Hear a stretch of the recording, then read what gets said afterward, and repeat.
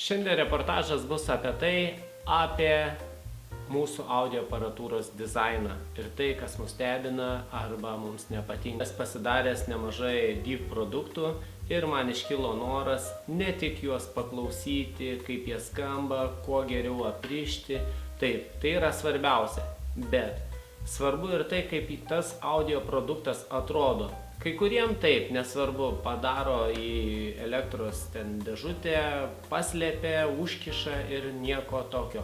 Bet kartais man ir norisi, kad audio produktas, DAC renginys, streameris, stiprintuvas atrodytų taip pat gerai. Jeigu tai DIV produktas, yra vienas iš galimybių parsisiųsti iš Kinijos, yra daugybė tikrai neblogų dėžių, tiek stiprintuvams, tiek DAC-am. Kainos dėja mus nedžiugina ir susiuntimo išlaidoms mažiausiai išeina 100 eurų ir daugiau, jeigu aš kalbu apie rimtą gražią dėžę, į kurią galėtų tilpti pilnavertis įrenginys. Tai reiškia, kad trečdalį sumos, ketvirtadalį, o gal net ir pusę sumos reiks išleisti vien ant CD grotuvo dėžiai, ar DAC-o, ar stiprintuvo. Deja, aš taip nenoriu. Noriu turėti kuo daugiau įrenginių, kad įvairių jų galėčiau tam tikrai nuotaikai paklausyti. Tai aš savo projektams naudoju senas CD grotuvų dėžes. Kopijavau idėją, kad naudoti medines lentas nuo vintažinių high-end aparatūros. Deja, taip gavosi, kad dėjau į priekį, nei į šonus. Dažniausiai ant vintažinės aparatūros matote, šoninės sienelės padarytos yra iš medinių lentų arba jos tik tai papuošimas medis. Priekį dažniausiai būna aliuminio plokštės. Ir tą medinę lentą, nepameluosiu, pirkdavau iš senukų. Tai paprasčiausia lenta naudojama pakopam, laiptam.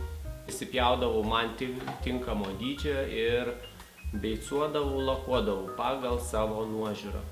Ir pasidariau taip ir galvoju, dar kažkokio akcento trūksta.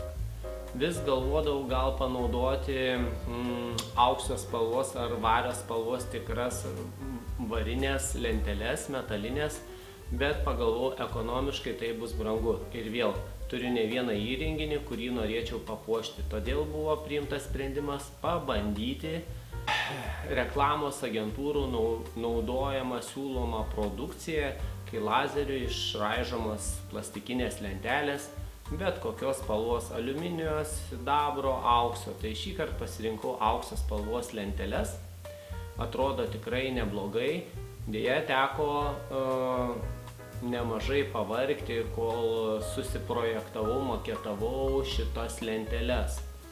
Kaip viskas vyko? Vyko taip, kad naudojau datasheetus, tai instrukcijos vadovus internetinius, ieškojau nuotraukų su logotipais iš interneto. Foto nuotraukų programom apdorodamas, aš pats pasidariau tas lenteles, nusiunčiau į firmą, kamputyje firmos pavadinimą galėsite pamatyti, Vilniaus reklamos agentūra, bet manau tokiom paslaugom jau daugelis miestų yra, tai tiesiog viena iš mano pirmų pasirinktų agentūrų ir esu rezultatu patenkintas. Tai kaip jūs puošite yra visiškai jūsų reikalas, tai jūsų gali būti meninė išraiška, kaip čia kitaip dar sugalvojus. Vieni deda į medinės, mačiau, korpuso dėžes, iš ąžuolo gamina, kiti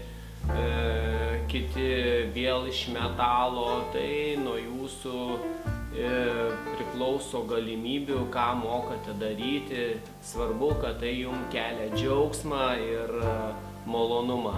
Tai kartais ne tik svarbu, kaip įrenginys skamba, bet norisi, kad jis ir džiugintų jūsų akis. Esu girdėjęs iš pažįstamų, kad žmogus neturėjo vieną tokį mintį projektą, kad iš rimtos šachmatų lentos pasigaminti lempinį stiprintuvą ir į tas vietas, kur stovi šachmatai, išgręžti skyles ir pastatyti lempinio stiprintuvo lempas. Visokių būna minčių, visokių variantų. Tai tobulėkite, klausykitės, džiaukite savo hobiu, stebėkite mūsų kanalą, nepamirškite prisinumeruoti, uždėti laiką. Iki kitų kartų. Lauksime, susitinkame kitą kartą. Iki chebra.